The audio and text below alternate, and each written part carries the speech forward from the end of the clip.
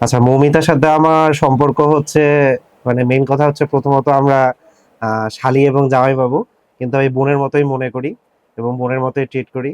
আর সবসময় আমাদের মাঝখানে একটা খুনসুটি চলতেই থাকে। দেখা যায় যে আমাকে যদি মাছের বড় পিসটা দেয় ওটার প্রতি ওর নজর হয়, কিন্তু সবকিছুর ঊর্ধ্বে ওর সাথে আমার যেটা আর কি ভালো লাগে সব থেকে বেশি, ঝগড়াঝাটি করতেও ভালো লাগে।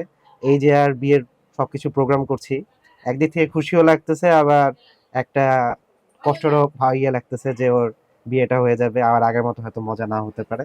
কিন্তু ওভারঅল ও অনেক ভালো, মন মানসিকতা অনেক ভালো, এবং এই কথাটা কখনো বলা হয় নাই ওকে যে অ্যাকচুয়ালি ওকে অনেক মিস করবো। এটা দিয়ে তোর বরের নাক নাল করে দিব।